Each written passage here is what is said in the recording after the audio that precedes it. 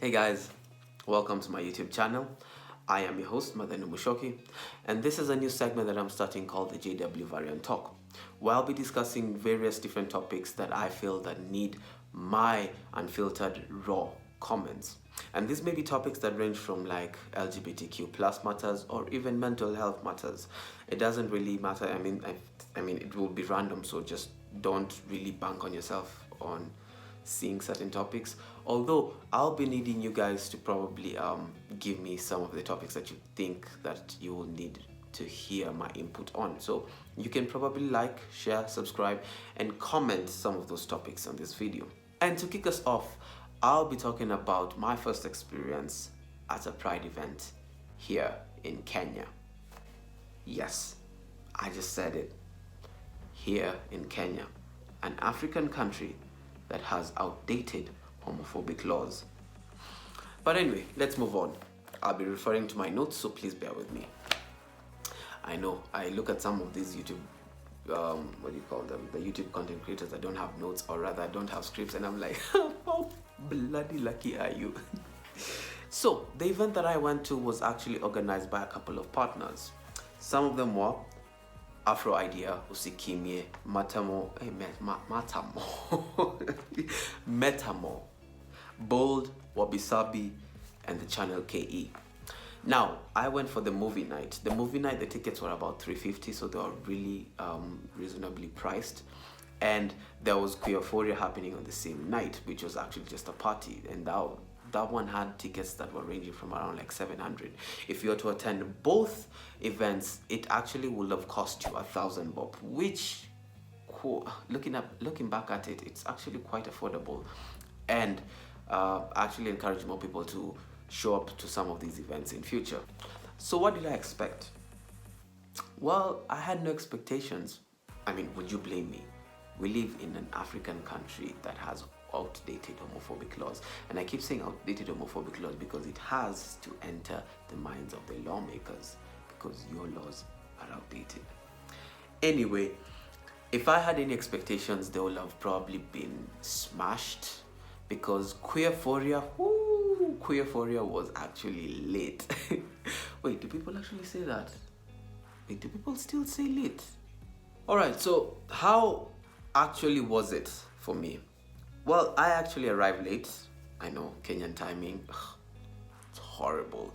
But fortunately, my friend was there and she had saved me a seat. A very, very good seat, by the way, might I add. So thank you, Lynn, for doing that. So after arriving there, the movie fortunately hadn't started, so that was a plus for me. Yay! The movie that they played was Moonlight. I know Moonlight is like one of those amazing films, right? Yeah.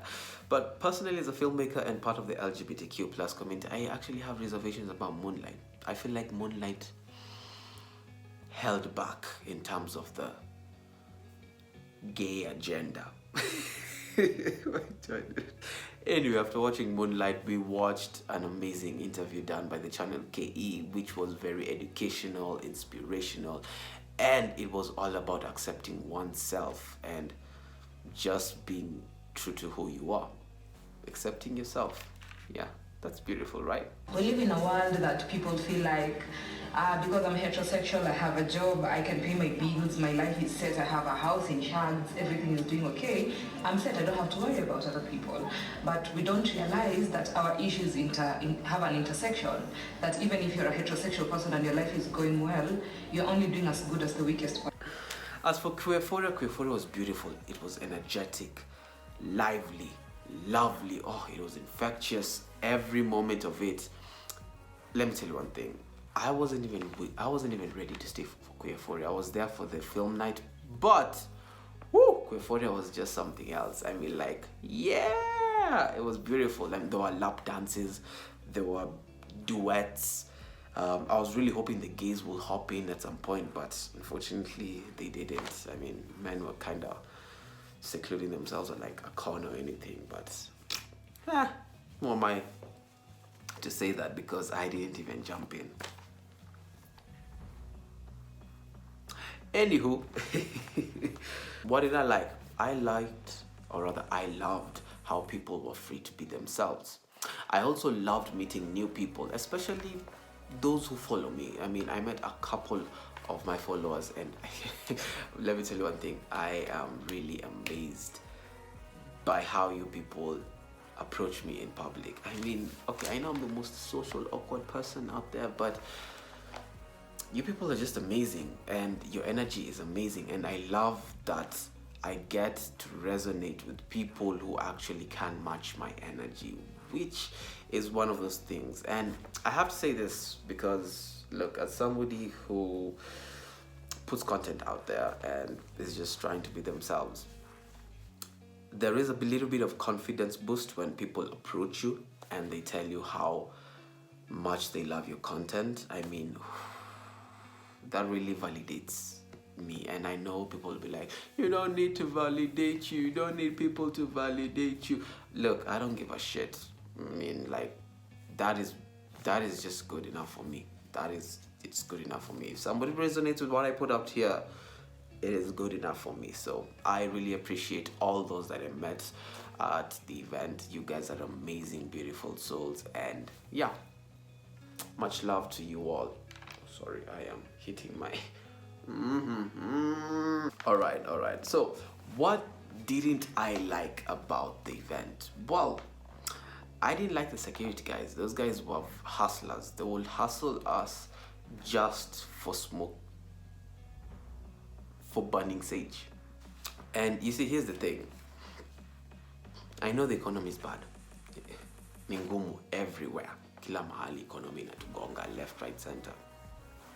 But these people were just negative in all of that. But the beautiful thing is that no one even let their negative energy affect the event, but because we all just partied throughout the night. I mean, woo!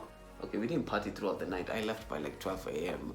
But you get what I mean. I mean, like, it was a beautiful event, and I loved it.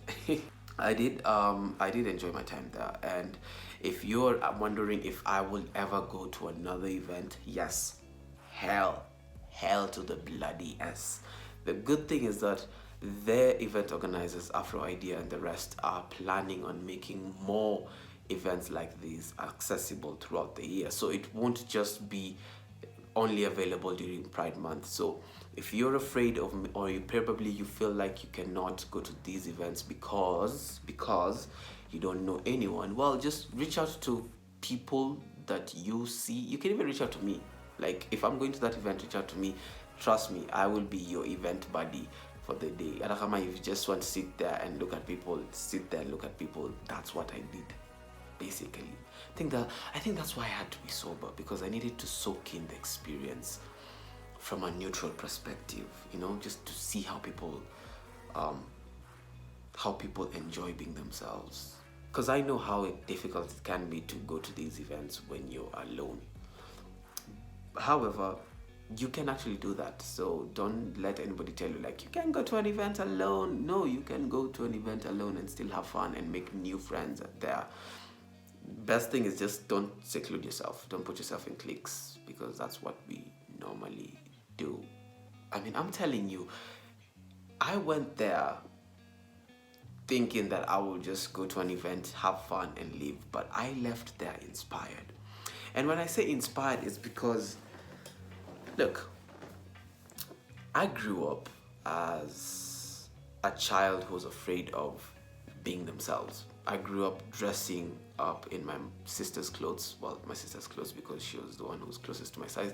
My sister's clothes. I grew up putting on makeup from my mother's dressing table. I mean, like, I grew up doing all those type of things. But at some point, I kind of told my inner child that, hey, we're not going to do this because, the world wouldn't like to see us like this. Society wouldn't accept us, wouldn't accept seeing us like this. Excuse me. But here's the thing. Later on, last year or early this year, I made a series in where I acted all roles. Wig, full-on dresses, full-on suits. Because I read in my closet, I read in my mom's closet, I read in my dad's closet. Okay, now I'm at a point where I can actually wear my mom's clothes. But anyway, that's besides the point.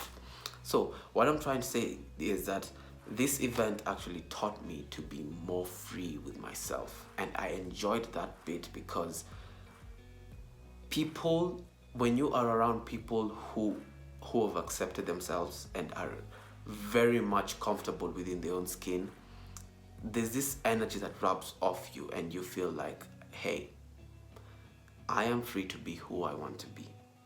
If I want to dress up, I will dress up. If I don't want to dress up, I won't dress up.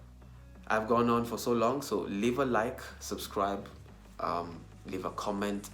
Yes, I'd actually like to ask you, doesn't matter where you're from, how was your first experience attending a pride event? Anyway, I have been your host, Madani Mushoki. Stay safe and stay hydrated. Much love. Much love. Yay. Mwah. Okay, that looked like more of a glory hole, but who's counting?